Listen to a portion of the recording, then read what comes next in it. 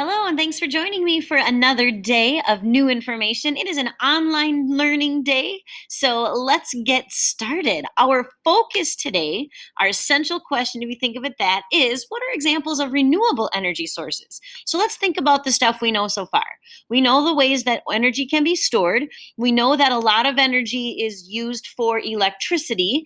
And so now what we're going to focus on is okay, well, what are the sources for that electricity? Or other things too, but since that's our biggest use of energy, that's kind of what we're focusing on.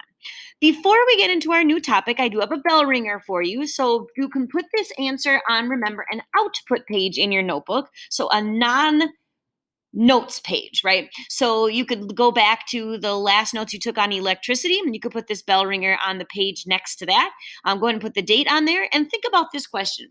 During the production of electricity, what are the most significant ways energy is stored and transferred? So this is a pretty good diagram of how a power plant. There's coal, there's a boiler. It reminds you that there's steam, and then there's a turbine, and then a generator, and then these transmission lines, which are like power lines. So think about that a little bit. Think about the different ways then that there are energy is being stored and transferred, most significantly to make this eventually produce electricity. Maybe think about what the coal would be. Maybe think about what's happening in a boiler, like a furnace. And then what's that steam doing to the turbine? And then the generator and the power lines. What is that? Think about that. Okay, so here's what I think. The first significant thing is that you need to have some type of EC for your fuel. Then you need to have some type of ET to produce the steam. So the boiler, the furnace, you need that heat to turn the water into steam. And then the EK of the steam particles moving to move that turbine. And it's the movement of the turbine that produces the EE or electricity, the generator that produces the electricity that goes through those transmission lines that eventually goes up to, a step up and a step down transmission lines that eventually goes to substations and then eventually into our homes. So that's kind of connecting our last two topics, storing energy and then electricity. Now let's get into our focus for today. I am going to have you set up some focus notes. And the introduction to what we're doing here is that, okay, we know a lot about energy storage and distribution and electricity. And so then now our focus is the source of that energy.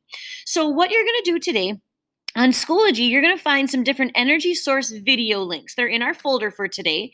There's 6 short videos, other than this video, that are between 2 and 4 minutes each, and they describe kind of what is the different energy sources, but also the pros and cons of them. And as you watch down the videos, maybe just jot down maybe a sentence for each video to help you better understand or remember about that energy source. And then there's a reflection sheet that kind of helps you put all that information together and eventually make a recommendation based on those different renewable energy sources for Minnesota. So go ahead and set up your notes like this. The topic is renewable energy. The EQ is what are examples of energy sources that are not fossil fuels. And then go ahead and put in our date today. All right, so that's what you're going to set up your notes as. And then it says we're going to do an energy source conclusion. I kind of put the conclusion at the end because it also sort of wraps up or introduces some of the things that are important. So in conclusion, go ahead and jot these things down that are not in white. Renewable energy, by definition, is a source that has a supply that can be replaced as it is used. That's what makes it renewable energy. We have something called potentially renewable. This is an energy source that can be replaced as long as we don't overuse it. So different wood sources like, cutting down trees, and then biofuels like growing corn and things like that. Non-depletable is an energy source that cannot be used up as long as there's still an earth. So like wind energy, we can't ever use up energy unless, of course, something happens to our earth and it doesn't exist. Solar energy, geothermal, and water or hydro energy, those are all things that unless something extreme happens to our earth and our earth doesn't exist, these are sources that cannot be used up. So when we think about energy sources, renewable energy sources, we kind of had those two categories. Whether we're talking about a renewable source like the ones we're focusing on today or non-renewable sources, which we'll talk about tomorrow, energy conservation and energy efficiency also need to be part of that conversation about how are we going to be smart about our energy use in the future. All right. So that conclusion is kind of also your introduction for what you're going to do today. But go ahead and put those in your notes. Pause the video if you need a little bit more time. And then that's going to bring us to the end of today. So here's what you're going to do. When you're done with your video clips for today, don't forget to do Costa questions and a summary.